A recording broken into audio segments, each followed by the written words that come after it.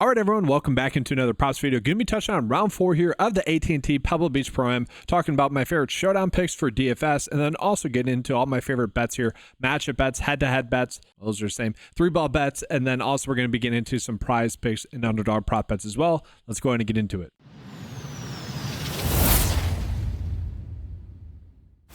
All right, so I do want to start off here with looking at the weather for round 4. Now, this is expected to be the worst of the worst that we have gotten thus far this week. So that is going to play a big factor. We saw that maybe play a factor in round 3. I mean, obviously, Rory playing well, Justin Rose playing well, and then we also saw Shane Lowry play well. That kind of indicates that that'd be the case. Scottie Scheffler played pretty well as well. A lot of players that you would typically think are good win players ended up playing pretty well. That will be another thing that we are looking at here. So in terms of like showdown purposes, I do think we want to be targeting some good win players. And so what I'll be doing is with the 9-5 custom model, I will be looking at bad weather. So just typing in bad weather. I'm looking over the past 20 starts. I don't really care about capturing upside. I just want to see which players typically play better in that. And we are just looking at the round 4 showdown rank just in general. We want to be factoring that in there as well. If you guys want to toss in Vegas odds as well, you could do that, but that's already being factored into the round 4 showdown rank. Is they're likely to finish potentially well.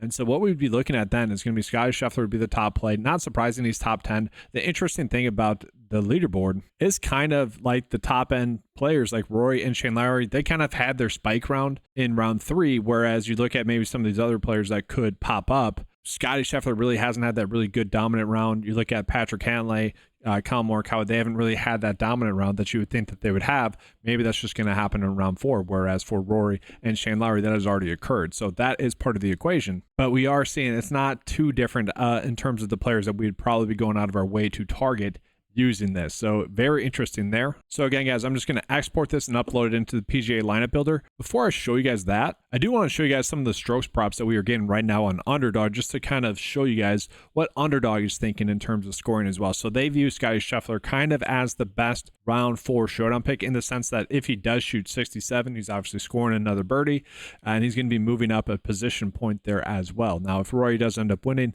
we'd want to be on him obviously there as well. Maybe we're doing 2 studs here, but it is important to kind of see the general projections of how players are projected to play for this round. I still think Patrick Cantlay, guys, at 1.2x for him to top 20 is a fine bet. You look at his strokes gained today, they were terrible. Strokes gained off the tee were like he lost like 3 strokes off the tee, just could not hit a fairway. I expect that to get corrected. Do find it interesting. I know Justin Rose has not exactly been playing well lately in general, except for really this tournament, but you could potentially bet his lower strokes. But I'm just trying to get a general sense of kind of what we're looking at in terms of like showdown purposes. What does Vegas kind of see happening in terms of these guys as well? Are we getting any edges by looking at the strokes?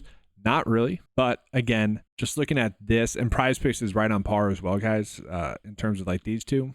Probably skewing more towards Scotty in round 4, which will be super fascinating to see what Scottie Scheffler's ownership ends up being here, guys, because I would say he's been a little bit too chalky the first 4 slates, the main slate, round 1, round 2, and round 3, although round 3 he kind of came through for people, especially in regards to me, where I was on Patrick Cantlay and Collin Morikawa a bunch. That was tilting there.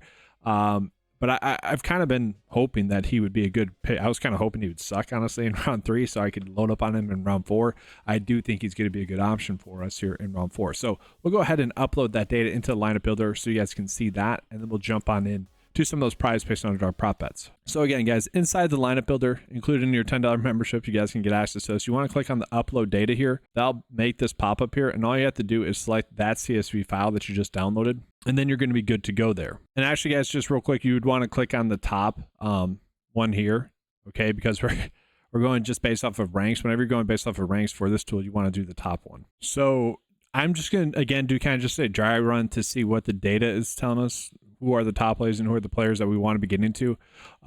Just right away, though, if you guys are someone that is trying to get to Scottie Scheffler, you're like naturally you're going to have to bump him up a little bit here. And whatever, we can bump him up a decent amount here, just to try to get some of him. Maybe Collin Morikawa, you like, whatever. I'm just trying to tell the data. I kind of want to just be on these guys the most. And I do think Patrick Cantlay can be the player that comes from behind and does end up finishing top 10, really gains us a ton of points, and not many people are going to be on him. I don't really care for ownership, honestly, for these showdown slates. They're kind of irrelevant to me because most of the time people are not making the correct lineup decisions in general. Today could be one of those cases, but I'm kind of indifferent about that as well. still. Looking at the top build that we could be on, Justin Rose chasing those position points. I don't know if I exactly like Tony Finau or Corey Connors, honestly, for this, or even Seamus Power. Seamus Power, traditionally a good win player, but Shane Lowry, Pendrith, Colin Morikawa, and Taylor Pendrith, I'm kind of okay with that. So 4 out of the 5 here, I feel pretty good with. But one rule that I might do is all of my lineups, I'm probably going to try to get to one of Scottie Scheffler, Patrick Cantlay, Colin Morikawa, Rory. I probably want to get to at least one of these 2. I might even do at least 2. Let's see if we can do that. At least 2 of those. Obviously, that's going to be a studs and duds approach, heavily studs and duds approach. If you try to do 150 lineups with that, you might not even be able to do that. Let's see the ownership here. 100%. Shane Lowry, 100%. Justin Rose, that makes sense given what we're telling the data to do. We're actually going to get down from Patrick Cantlay. We're going to bump him down to 40. Same thing with Colin Morikawa, 40 for him. And so we're probably going to get more of Rory now and more of Scotty. We'll do this again, generate. And then we're getting much better ownerships now. Again, you don't need to be on them that heavily. Sorry. You don't need to be on Shane Lowry and Justin Rose that heavily, or Seamus Power. Like, that's something on the back end I'm going to go ahead and correct here. But now we're getting more of Rory, more of Scotty, but still a decent amount of Cantlay and Colin Morikawa. I kind of like that approach. Lee Hodges has been someone I've been on a decent amount this week. Hopefully he has a good round here as well. I don't mind getting to him a little bit as well. Taylor Pendrith, also someone that should go out and play well here as well.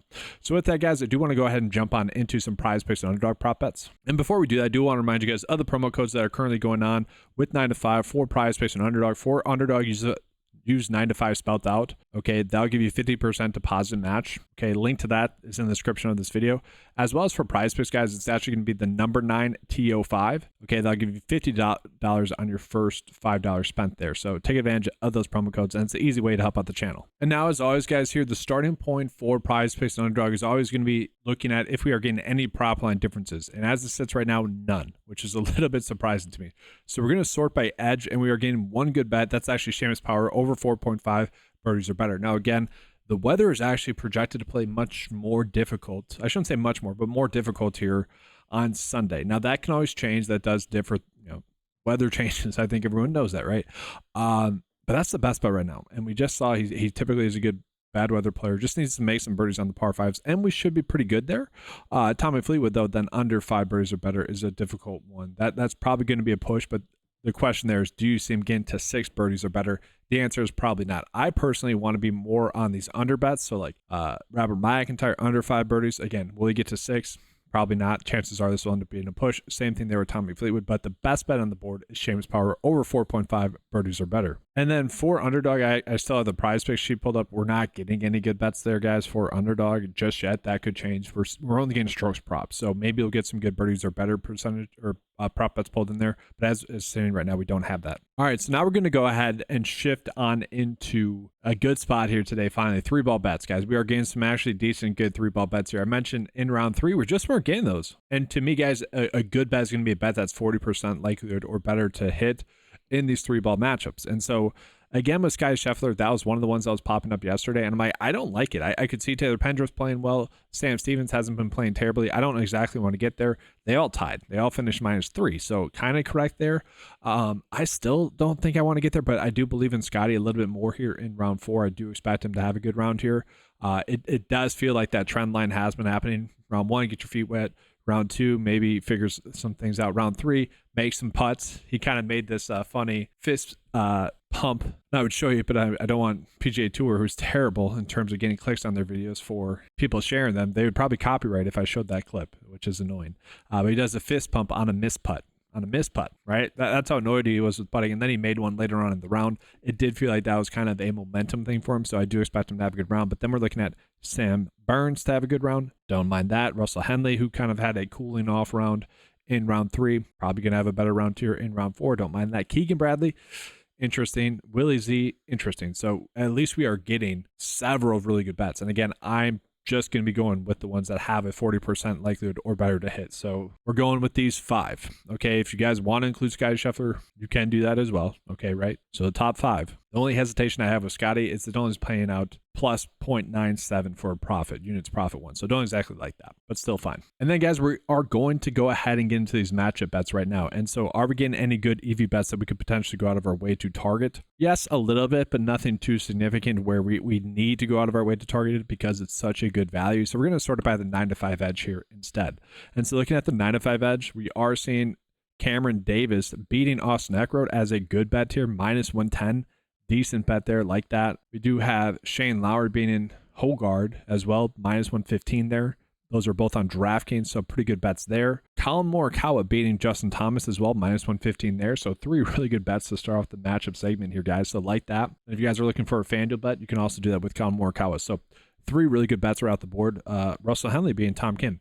A lot of good bets here. That's on DraftKings as well. Several good bets here on DraftKings, which is a little bit shocking. We don't always have that. And we'll do this last one as well. So we're giving out 4 matchup bets here. We'll see if they end up hitting. Johnny V beating Mackenzie Hughes, -105. Okay, in terms of the number, that's the best number bet that we're getting. Now, guys, that is going to do it for this video. Do remind you guys of the 9 to 5 membership. Guys, check it out. You can get access to all the 9 to 5 golf tools for just $10 a month. Included in that is also going to be the PrizePicks and Underdog prop tools that are available for all various sports. Take advantage of the tools that are out there. If you guys are ever curious as to maybe how to use the tools, check out this video here as well. This is on the 9 to 5 membership page, which is under the membership overview tab. You can see a breakdown of everything that is offered for 9 to 5 here, guys. Best value out there. $10 a month gets you access to all these tools here. All right, that's going to do it. Thank you guys for watching. Leave a like, subscribe to the channel as well. Good luck with all your bets today. And as always, let's keep cashing.